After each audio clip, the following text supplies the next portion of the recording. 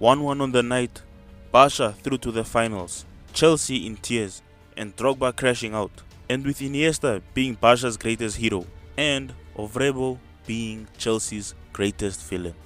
Chelsea vs Barcelona 2009 is always remembered in infamy, with the stakes at its highest and the tension risen. This is the story of the most controversial Champions League game of all time. Barcelona vs Chelsea, Champions League semi-final 2009.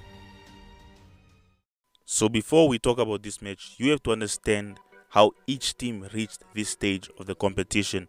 Well, Chelsea, through the round of 16, faced Juventus, beating them 3-2 on aggregate, 1-0 at Stamford Bridge and then 2-2 at Juventus Stadium.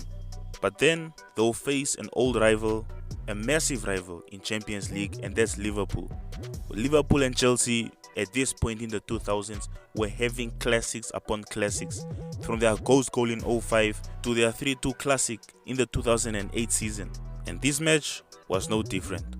Chelsea will ultimately beat Liverpool 3-1 in the first leg in Anfield and then 4-4 on Stamford Bridge in a 7-5 classic match. And this is how Chelsea reached the semi-final of the Champions League. In dramatic fashion, something I would say the Chelsea fans in the 2000s were kind of used to, from 05 to at this point 09, to always filled with drama. And as for Barcelona, I'm not gonna lie, they were probably the favorites in this whole competition. I mean, Chris, why would you say that? Such a bold statement. At this point, Barca was just dismantling everyone. They were like beating everyone like 3 goals on average. I mean, in La Liga, they literally sent Real Madrid to Hades, did a double on them. And this was just a testament to show how dangerous Barcelona is. They had prime Puyol, they had prime Piqué, they had prime Andres Iniesta and Xavi Hernandez, and they had the front three of Thierry Henry, Samuel Eto'o, and Lionel Messi. And a young and hungry Pep Guardiola was leading them all the way. Oh yeah, and he also had hair. But this Barca was just on another level at this point in their history, in their seasons in general. And they were just the best kid, by the way, just to say that out. But they dismantled Lyon in the round of 16, dismantling Bayern again in high score sheets. And that was just a testament to their chemistry as the attacking trio, as the midfield controlling the game. This was prime Xavi. This is Xavi's best season in my opinion. This is Iniesta at his best. And Busquets and Yaya Toure were there, rotating all the time. And kudos to Chelsea reaching the semi-final in crazy fashion. But everyone was judging that Barca was going to reach the final and beat Manchester United. And with that being said, and you guys actually understanding the backstory of how this all went down, let's get into the crazy match. Under the lights, Camp Nou in Barcelona, 2009. Barcelona versus Chelsea, the first leg of the UCL final. And just from the start, there was tension already. Like, at this point, these were rivals who faced each other for damn near, I would say, 4 years in a row, or at least like they will face each other after 2 seasons. Like, they will always face each other. It was damn near like Real Madrid and Man City right now. And this match was very tight. I'm not gonna lie, this was one of the most tight 0-0s I've ever seen. I mean, it was a draw, but like it was very entertaining to go back to. I'm not gonna like it was very entertaining. But it being entertaining was the least of your worries. If you actually watch this match, Barca got robbed. Okay, I wouldn't say robbed, but like there was very, very questionable referee calls. Like Thierry Henry would have gotten a penalty there. If you actually watch this match, I wouldn't say it's a robbery, but Barca could have got a penalty. Barca could have Chelsea could have got a red card, yellows, few more bookings. Like, I would say it's like a light version of the second leg. You know what I mean? Very tight, very physical, by the way.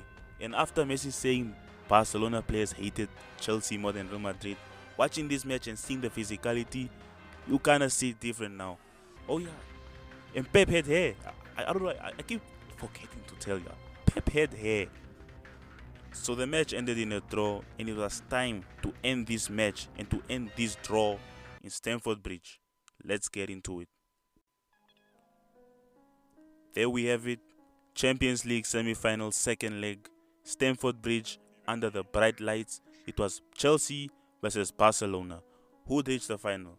Will Chelsea get their league back after losing it to Manchester United the year prior? Or would Barcelona cement their dominance over Europe by completing the treble? Let's get into it. So the teams come out, you see the players, you see the fans, everyone is ready for this match. It's all anticipation. You see Gus hitting, you see Pep with hair, I repeat, and you see the main character of this whole entire story. He didn't come, bro. Cuz was a fucking, bro. He was dead, bro. If he wanted you out of there, he'll go do it himself on feet by himself. He was dead. Hey, look, some people need to be gone, bro. You know what I'm talking about, in order for shit to get better. And he one of them.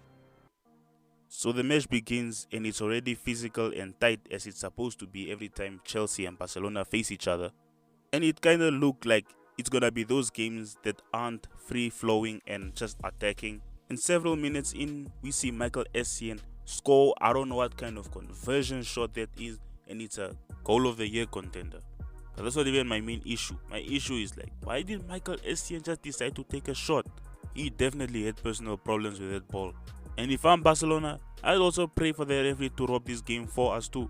You can tell Kurt Zuma took a lot of lessons. And after this, Chelsea decided to take over. Stamford Bridge was loud and it was kinda tense. Barca was getting more physical, they were taking some shots, and even Chelsea were getting more serious. But the first strike, when Dani Alves tackles Florent Malouda at the edge of the box. But that was at the edge of the box, so to be honest, I have no problem with that. But few minutes later, an excellent pass from Frank Lampard and Drogba is one-on-one. And guess what happens? He gets tackled in the box by Eric Abidal. And that was the first strike of our main character. And after that, the half went on as usual and it was halftime. So the second half begins and Chelsea begin to pepper up Barcelona. Didier Drogba attempts to score after sending Gerard Piqué flying. And then Malouda almost scores again.